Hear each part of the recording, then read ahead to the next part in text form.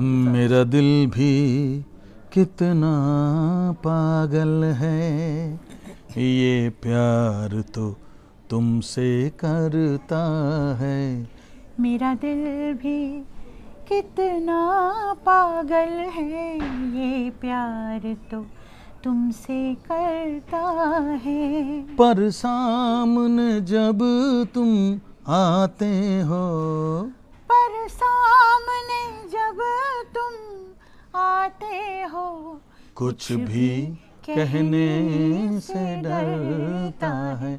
ओ मेरे साजन, ओ मेरे साजन, साजन साजन मेरे साजन। मुझे एक बात बताएं कि आपके लाइव परफॉर्मेंसेज में या शोज़ में कोई मज़े का वाक़या, कोई ऐसा फ़नी कोई स्टोरी या कोई ऐसी चीज़ जो आज भी आपको जब आप सोचते हैं उस बारे में तो बड़ी आपको खुशी होती है, या थोड़ा मेरा मोमेंट अगर आप बोलेंगे ना, बहुत सारे मोमेंट्स ऐसा है, एक नहीं कई सारे।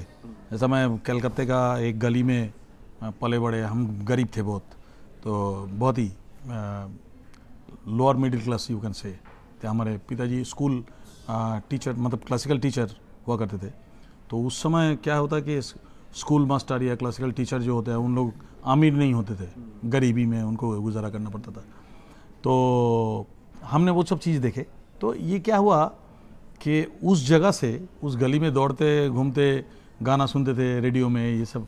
अचानक बॉम्बे जाके जिस दिन मैं लता जी के साथ खड़े होकर गाना गाया था, वो एक मोमेंट था जिस समय मैं सोच भी नहीं सकता कि वो मेरे बाजू में लता मंगेशकर खड़ी है और वो गा रही है, मेरे को हौसला दे रहा है। मेरा तो हालत ख़राब हो गया था। वो पिक्चर था नया सावन करके, पिक्चर था, बापी लारी का म्यूज़िक था। एंड उसमें जब मुझे पता चला कि लता जी, मेरे बाजू में एक छोटा सा माइक लगा हुआ था, तो मैं सोचा कि इतना छोटा मुन्ना अजीज वजीज को गा के दिया होगा। तो मैंने बोला कि ये कौन, बोले नहीं आएंगे आप देख लेना। कोई बोला नहीं मेरे को। और जब वो आई कमरे में तो क्या एकदम दरवाज़ा खोले तो एकदम सफ़ेद साड़ी में, एकदम वो छोटी सी लता जी, मैं देख के एकदम हैरान हो गया। मेरा first time in my life किसी को सामने से, जिनको बचपन से रेडियो में सुनते सुनते, तो एकदम बाजू में आके खड़ी हुई है और आके, तो that was a moment actually.